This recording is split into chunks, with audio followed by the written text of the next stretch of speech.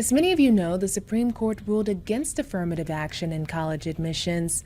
I'm Rosemarie Miller here with Fidan Kurtulus, a professor of economics at the University of Massachusetts Amherst, and she's done some research on how ending affirmative action programs led to significantly decreased diversity in workplaces. Thank you so much for joining me today, Fidan. My pleasure. Thank you for having me. Absolutely. So, could you tell me a bit about your findings in ending affirmative action in workplaces? Sure. So I examined the effects of state level affirmative action bans on the employment of minorities and women using confidential data from the U.S. Equal Employment Opportunity Commission's EO4 employment files. These capture employment at all state and local government agencies. So we're looking at public sector employment at state and local government agencies.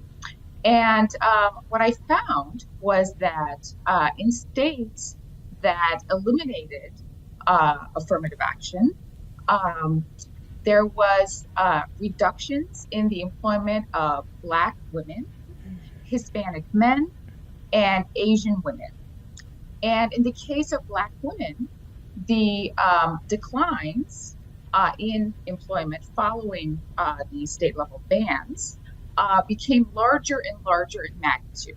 So the declines continued, the decrease continued to decrease in the years following the state ban of affirmative action in employment. Okay. So that's basically the gist of my finding in that regard. So, do you expect the end of affirmative action in college to have a similar impact? That would be my expectation. In fact, some research that focused specifically on the impacts on college admissions following California's ban, affirmative action ban in college admissions, found declines in diversity of the entering classes. So there's already literature that shows this, but my work looking at the effects of banning affirmative action in the employment context also show similarly that it results in declines in the employment of minorities and women. Be honest, do you think it still makes sense for people of color to even apply to these top colleges? Oh, it absolutely makes a lot of sense. I think top colleges, given today's Supreme Court ruling, are going to pivot the ways in which they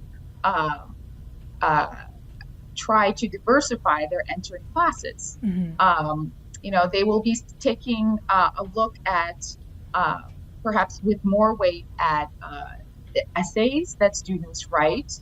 A few hours ago, I got an email from the chancellor of my institution, the University of Massachusetts Amherst, saying that despite today's Supreme Court ruling, the University of Massachusetts Amherst will continue its efforts to have a diverse student population. Since 2011, the proportion of students of color at University of Massachusetts went up from 21% to 37%. This was during the existence of affirmative action in higher education. But I think a lot of schools will actually try even harder to continue diversifying their student bodies despite today's Supreme Court ruling. This is a very important aspect of higher education. It's a very, it's part of the education of our student body to have classmates who are coming from all walks of life and are diverse. And I don't think today's Supreme Court ruling will, discourage universities from trying to diversify their student bodies. So, when we use the term diversity, I've been seeing a lot of statements like we're going to keep our campus diverse. we are still talking about race, because I've read online that people are like, well, there are many ways to define diversity. Race is what this affirmative action piece is about. So is the University of Massachusetts Amherst, that's specifically what they're saying in the language? That's right. So it's about race. Okay. The statistics are specifically referring to students of color. So since 2011, the percentage of the student body comprised of students of color increased from 21% to 37%. So it is specifically about race. Okay.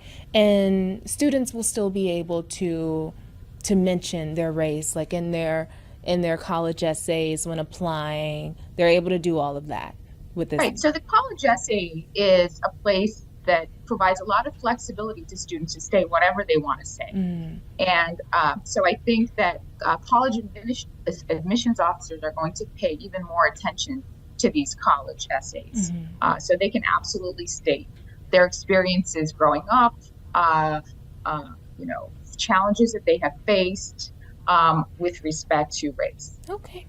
Well, thank you so much for joining me today, Fidan. Thank you so much. It was a pleasure. Absolutely.